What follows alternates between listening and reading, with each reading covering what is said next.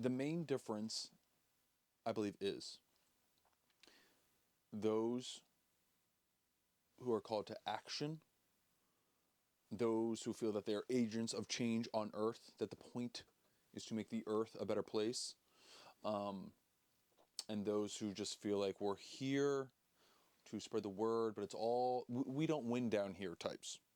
We don't win down here. And there's others who believe we do win down here. I am not a we don't win down here type person because I that doesn't make sense to me. But it could be. Life could be a test. And that could just be it. And I feel like in some ways it is. But I'm recently married and I plan on having children. And if this is just a test, then I don't understand what the point of having kids is.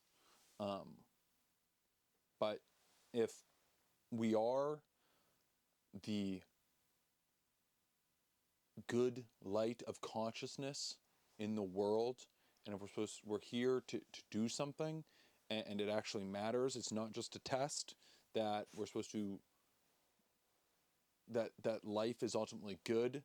We're not just here just to see if we're good enough to be friends with God, ultimately. And I don't mean to be talking down and oversimplifying Christians' belief, most of Christians' belief, but ultimately that is what it boils down to, as far as I can see it. And I think, this comes down to a premillennial, postmillennial thing, which I just have been privy to in the past year or so. But I'm not a theology guy. I'm not going to be a theology bro. I grew up Christian. I thought it was lame. I was right. Christian culture has gotten very lame in my lifetime and before that. I abandoned it in like middle school, 5th grade perhaps. And that took a long time to fully realize. It wasn't until I was about 26 or 27 where I ended up like a nihilist, despair, and I've been acting like it. I feel like a lot of people don't really believe in anything, but they still just go with the flow. I wasn't really going with the flow. I've been to jail. I sold weed. I was not just like to get into trouble, but I knew, but I still had some parameters. Like I didn't want to go to jail. I didn't want to go to prison. I wasn't completely chaotic in my action. I think you have to become very bitter at the pointlessness of things and the suffering to really start lashing out like that. I mean, I was aware that the reason why I didn't get more crazy was because I didn't want to go to I didn't want to go to prison. I didn't want to go to jail. Like I was scared of the consequences, which is a good thing. That's a good thing. And honestly, it was. I eventually started to get out of it a little bit, but I didn't have any spiritual, philosophical, intellectual strongholds for why I shouldn't be a nihilist. It was just like it just wasn't working for me anymore. But I still was just like, I just want to go and blow all my money in Mexico on drugs and hookers, and I don't really know why I'm not doing that. Thank God I didn't do that. But it was Jordan Peterson that helped me get out of the nihilism, which I say kind of sheepishly now, but honestly, his lectures and his words were great, and he's worthy or deserving of the success that he's had. Not to say whatever's going on now, but that's what happened for me. And eventually, I started looking back at like Christianity, but I was just like, "Ah, this is corny." And again, I think I was correct for the most part, and not real Christianity. I know like that gets a lot of Christians bothered.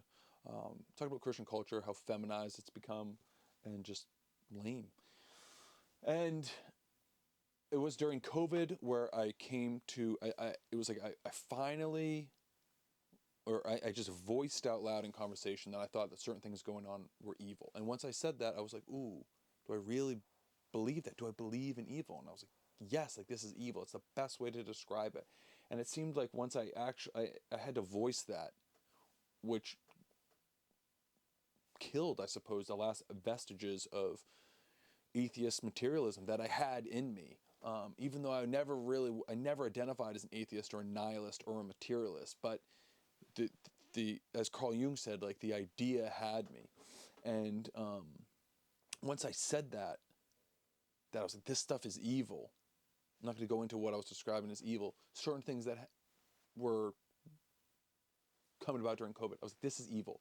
And then right after that, I had a religious experience, and that blew me away. And it was as powerful and in terms of its intensity as like the most intense psychedelic experience I've ever had. And I've had intense psychedelic experiences, taking multiple hits of acid, good doses of mushrooms, I smoked DMT. It was not just like that in terms of the quality of the experience, but in terms of the intensity, it was like that, probably more intense. And I just felt that after that, I had to stop all this wondering about what's going on, like, wondering about God's motivation and how God came into existence and what's the grand point of all the stuff that's going on. I need to cease thinking that way, and I just need to only focus on what I'm supposed to do and what I'm supposed to say, and just figure that out and do those things. And then that's it. That's all I need to do until I die. That's all I need to worry about. Don't have to worry about anything greater than that.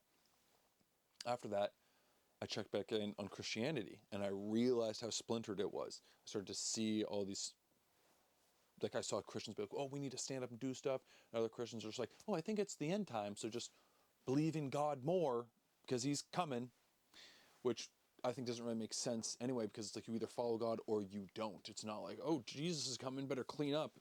Although I do think most Christians have a very tepid faith, if you will. And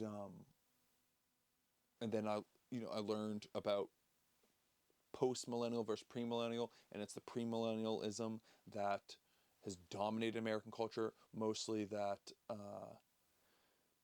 meaning that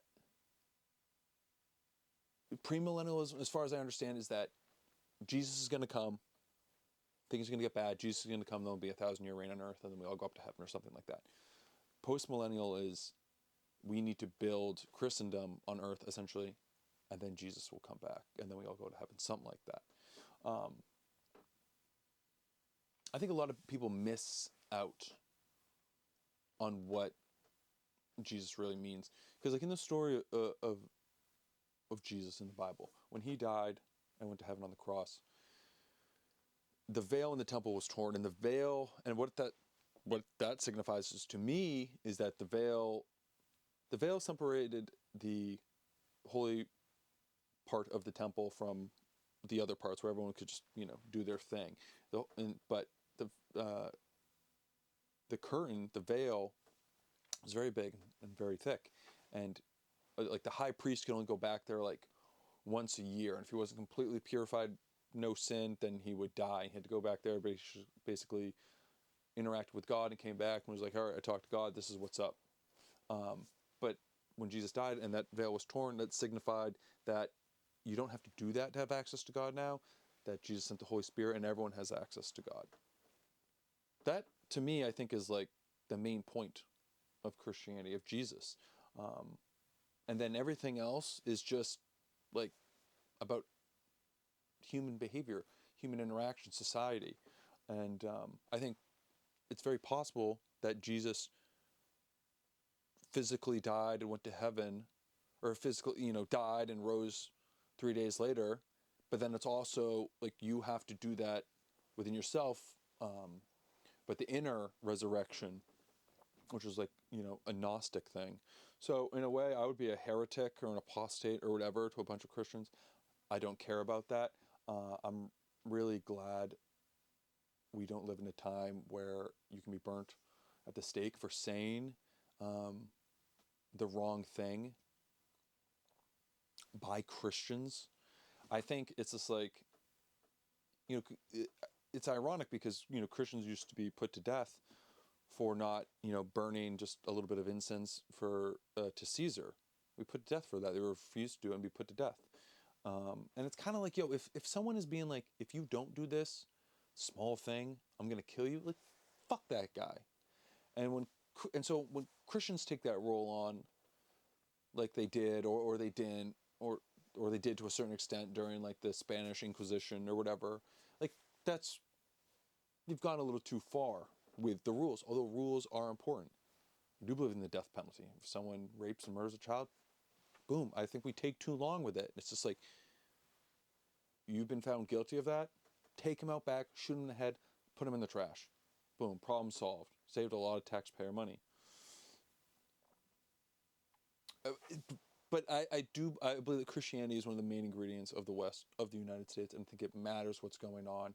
And I don't know what's going on, but I'm here and I must act. I got married and I want to have kids, and I feel like if you, I had to work back from like, why does what I do matter ultimately in the grand scheme of things? I had to